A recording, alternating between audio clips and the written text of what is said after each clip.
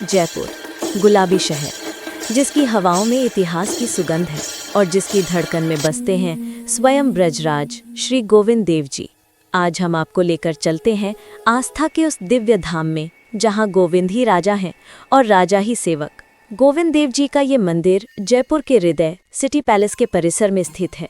ये केवल एक धार्मिक स्थल नहीं बल्कि गौड़ीय वैष्णव संप्रदाय के 7 सबसे पवित्र मंदिरों में से एक है।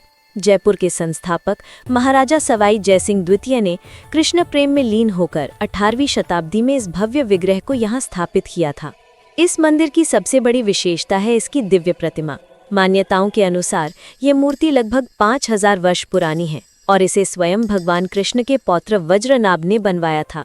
भक्तगण मानते हैं कि इस मूर्ति का मुखमंडल बिल्कुल वैसा ही है जैसा द्वापर युग में श्री कृष्ण का था।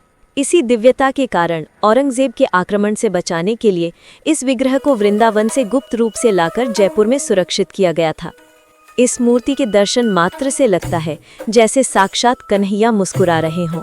वास्तुकला की दृष्टि से भी ये मंदिर अद्भुत है। ये अपनी शिखर रहित बनावट के लिए जाना जाता है जो इसे विशिष्टता प्रदान करती है। मंदिर का केंद्रीय सभागार या सत्संग भवन एक विश्व रिकॉर्डधारी संरचना है। कल्पना कीजिए ये दुनिया की उन सबसे चौड़ी और सपाट छतों में से एक है जिसे बिना किसी स्तंभ यानी पिलर के सहारा दिया गया है। ये वास्तुकला राजस्थानी और मुगल शैली के संगम का अद्भुत उदाहरण प्रस्तुत करती है। यहाँ दिन भर में भगवान की 7 झांकियाँ होती है, यानी सुबह की मंगला से लेकर रात्रि के शयन आरती तक 7 बार भगवान को अलग अलग वेशभूषा और भोग के साथ दर्शन कराए जाते हैं। हर झांकी का अपना विशेष महत्व और भाव होता है। राजभोग के समय लगने वाली भक्तों की भीड़ और संध्या आरती का भव्य नज़ारा किसी भी पर्यटक को भक्ति के सागर में डुबो देता है। गोविंद देव जी का ये मंदिर जयपुर की केवल पहचान नहीं, ये यहाँ की आस्था, यहाँ के राज परिवार और हर नागरिक का आधार है।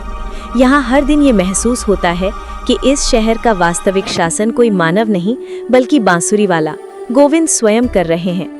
अगर आप कभी जयपुर आएं तो इस दिव्य विग्रह के दर्शन अवश्य करें और गोविंद की मुस्कान में खोकर जीवन की वास्तविक शांति को महसूस करें।